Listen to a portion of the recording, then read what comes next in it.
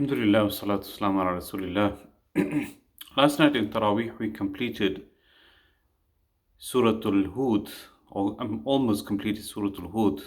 We are on the latter stages of it. And Surah Hud, it discusses various stories of the Anbiya alayhi salatu wassalam. Amongst them, in quite explicit detail, the story of Nuh alayhi salam is mentioned.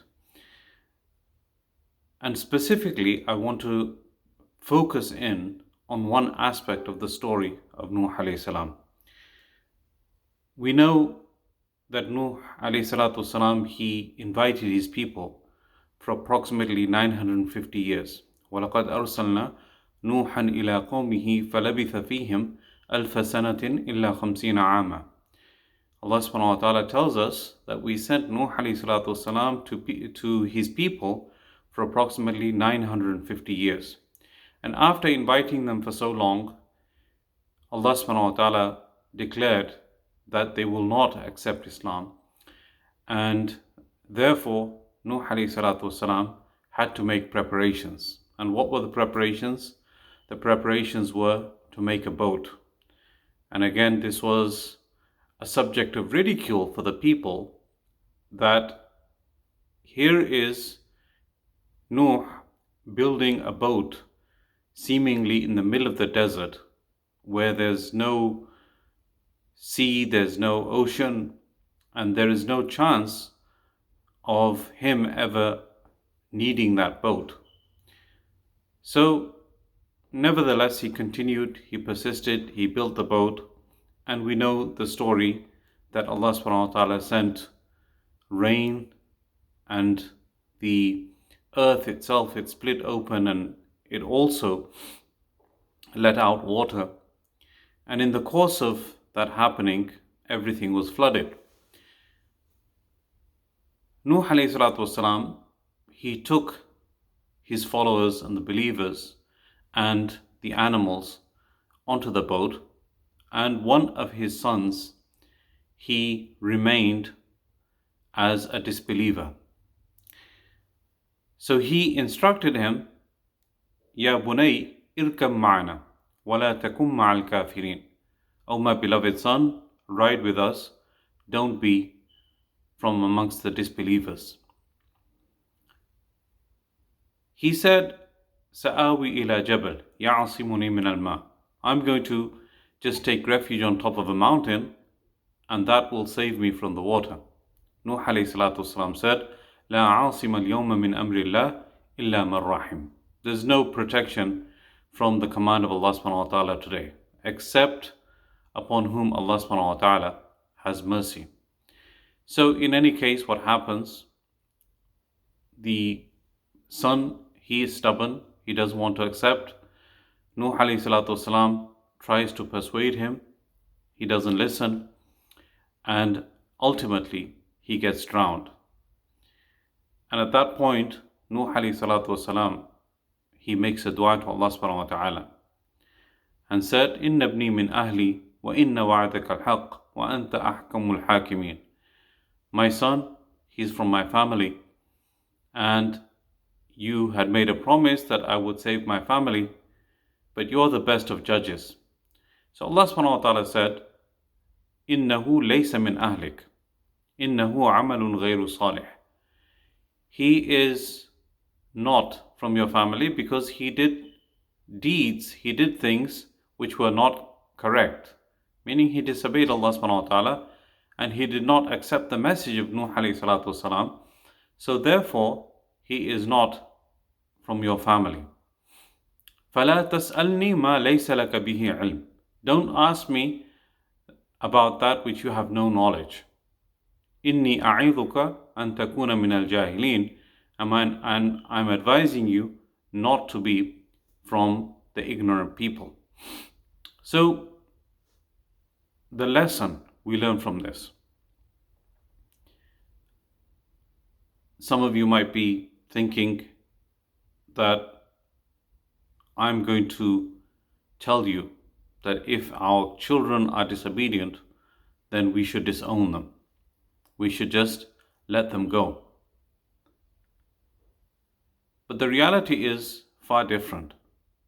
If we really focus in on what happened, Nuh والسلام, from his perspective, as long as he did not know that what he was doing was wrong, he continued to try to invite his son until the last minute. Until his son drowned, he continued to advise his son. Then he made dua to Allah subhanahu wa ta'ala, and then Allah subhanahu wa ta'ala told him that this son of yours, he's not going to be a Muslim. He died, and it was written for him, it was decreed for him to die in the state of disbelief. So at that point, then Nuh والسلام, he asked Allah subhanahu wa ta'ala for forgiveness for taking that step. But at that point, as Allah subhanahu wa ta'ala said to him, فَلَا تَسْأَلْنِي مَا لَيْسَ لَكَ بِهِ عِلْمٍ, don't ask me about that which you have no knowledge. So Allah told him, Allah informed him, and at that point he stopped. But up until that point, he continued to advise. Now, when it's regular people like me and yourselves, the audience that are listening, if they find that their children are being disobedient, they're not being good Muslims, and this happens more often than you would think. Even 2 or 3 days ago, a community member called me asking for the number of an attorney, a criminal attorney, because his child, his son, had been involved in some type of crime. So these things happen more often than you would know. So are we supposed to just disown our kids and just let them roam free? I would suggest that that's not the appropriate action. Why? Because it opens up the door for the enemies of Islam to welcome them with open arms and to take them into churches and places where no religion is practiced, and they are not advised to practice any religion, and they will become further and further estranged, and they will become further and further away from the path of Islam, leaving little opportunity to invite them back again. So in that situation, as parents, I would suggest that the bond of parenthood should remain. The children should not be treated as outcasts. The disapproval of the child's actions should be made apparent, and this is part of Amr bil Ma'ruf and Nahy anil Munkar, that a person should advise his son and daughter to know what is right and what is wrong and to practice accordingly. But if they don't, to disown them and just to throw them out, it is not something that is appropriate. And we learned the same thing from the actions of our beloved Prophet ﷺ too. Abu Talib was the uncle of the Prophet ﷺ, and he supported him throughout his life, financially, morally. He supported him and protected him from the evils of the kuffar of Quraysh. But on his deathbed, the Prophet ﷺ came, and even as he was taking his last breaths, the Prophet ﷺ told him, just whisper La ilaha illallah into my ear, and I will intercede for you on the Day of Judgment. So the action of the Prophet ﷺ towards a disbeliever, he was a disbeliever. It was that don't give up on him until his last breath. As was the same with Nuh AS. He did not give up on his son until he had perished. And then there are stories of the Prophet ﷺ even going to pray Salatul Janazah, the funeral prayer, for munafiqeen, for hypocrites, until Allah subhanahu wa ta'ala had to tell him that this is not right. You're not supposed to do that. So the summary is that there will be situations where our children give us a hard time. They will maybe become so rebellious that we will lose all hope in them. But the rule is that as long as the person is alive, the door of tawbah and repentance is open for that child. And we should never disown that child or let him go into the wild and not be there for that child. The avenue of communication should always remain open.